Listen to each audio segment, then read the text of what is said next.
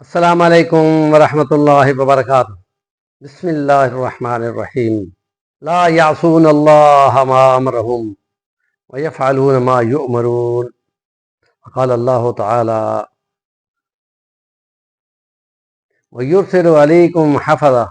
حتی اذا جاء احدکم الموت توفتہ رسلنا وہم لا یفرطون ثم ردوا الی اللہ مولاہم الحق۔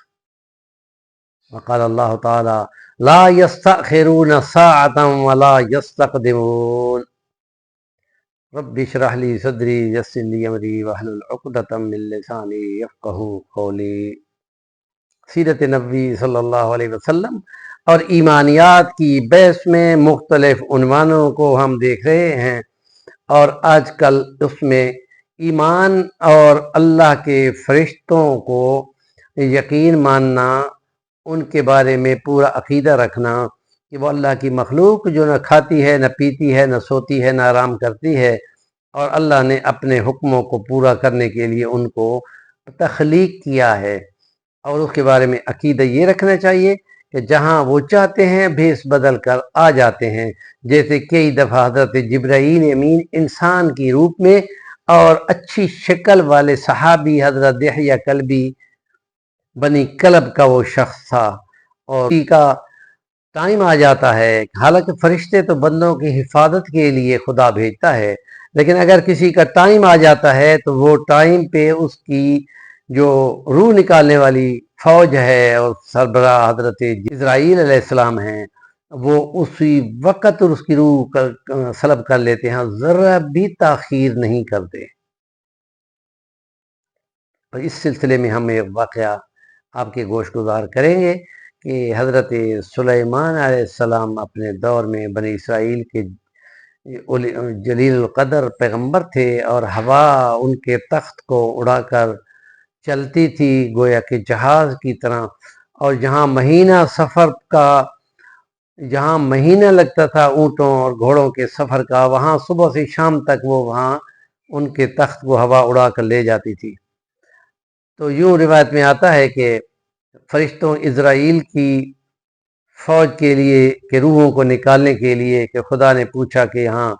جتنے فرشتے بیٹھے ہیں ان میں سے کون بندوں کی روحوں کو قبض کرے گا، تو کوئی بھی تیار نہیں ہو رہا تھا۔ تو اس وقت حضرت اسرائیل علیہ السلام نے بولا کہ جب اللہ تعالیٰ کی مرضی سے، حکم سے ہم نے جانا ہے تو پھر پس و پیش کس بات کی؟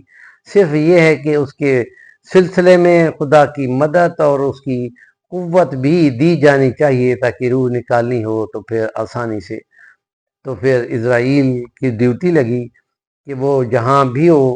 انسانوں کی روح کو نکال لینے کی سکت اس میں موجود ہے، اور ان کے ساتھ ہی وہ پلٹن پوری فرشتوں کی ساتھ ہوتی ہے۔ تو یوں آتا ہے کہ حضرت سلیمان علیہ السلام نے ایک محفل سجائی ہوئی تھی، اور ان میں تمام لوگ اور چرند پرند سب موجود ہوتے ہیں۔ تو ایک اچانک ایک اجنبی آیا اور اس نے آ کے ایک شخص کو دیکھنا شروع کر دیا، اور ایسے گھورے جا رہا تھا کہ اس کی تو سٹی گم ہو گئی، اور وہ خوفزدہ ہو گیا۔ حضرت سلیمان علیہ السلام سے درخواست کی کہ اے اللہ کے نبی، مجھے اپنے تخت پہ بٹھائیں اور حکم دیں کہ مجھے ہندوستان میں، مثلا ہندوستان میں فلاں مقام پر جا کر اتار دے۔ اور اللہ کے پیغمبر نے دعا کی، اور اس معجزے سے وہ شخص وہاں پہنچا، اور وہ جو اس کو گھور رہا تھا وہ تو اس کے پیچھے پہنچ گیا اور اس کی روح سلب کر لی۔ کسی محفل میں حضرت اسرائیل علیہ السلام موجود تھے، اور انہوں نے ان کو پوچھ لیا کہ ایک شخص پریشان تھا کہ تم اس کو مسلسل گھورے جا رہے تھے، اور اس نے کہا کہ مجھے جلدی سے پہنچاؤ فلاں مقام پر۔ تو کہانی سمجھ آ گئی، تو وہ بولا حضرت پیغمبر، وہ میں نے اس کی روح نکالنی تھی اور مجھے حکم تھا ہندوستان کے فلاں جزیرے میں، اور یہ شخص جہاں آپ کے پاس براجمان تھا تو میں دیکھ کر حیران ہو رہا تھا کہ روح میں نے اس کی ادھر نکالنی ہے اور یہ جہاں بیٹھا محفلیں سجا رہا ہے۔ تو یوں ہی اس نے دیکھا تو اسی وقت اس نے آرزو کر دی کہ مجھے پہنچاؤ۔ تو بس وہ خدا کے حکم سے ایسے ہی پہنچا کہ میں بھی پیچھے پہنچا، اس کی روح کا سلب کر لی۔ اور یہی آیت کا مفہوم ہے کہ جس وقت روح نکالنے کا ٹائم آ جاتا ہے تو پھر وہ فرشتے اللہ کی طرف سے ذرا بھی دیر نہیں کرتے اور فوراً خدا کے حضور جا کر پیش کر دیتے ہیں فلاں ابن فلاں کی روح حاضر ہو گئی، اور پھر خدا اس کو کے ساتھ منکر نکیر کو بھیجتا ہے کہ جا کر اس کو اپنی مرکز میں اس سے سوال و جواب کرو،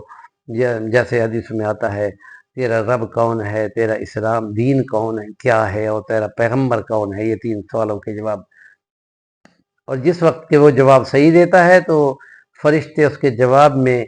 خوش ہوتے ہیں اور اس کو مرحبا مرحبا کہتے ہیں، اور جو کافر ہو یا یہودی ہو یا نصرانی ہو یا کوئی ملحد ہو تو وہ جس وقت اس کو کہتے ہیں من ربو کا، وہ کہتے ہیں ہائے ہائے میں نہیں جانتا، وہ کہتے ہیں دین کیا ہے، وہ کہتے ہیں ہائے ہائے میں نہیں جانتا، کہتے اس پیغمبر کے بارے میں تمہارا کیا خیال ہے جو تم نے پیغمبر مانا، انہوں نے کہا ہائے ہائے ہم نہیں جانتے، وہ کہتے ہیں پھٹکارو تم پر، اور بہت برے طریقے سے مارتے پیٹتے، اور گندی سی بدبو والی جو اس گدڑی میں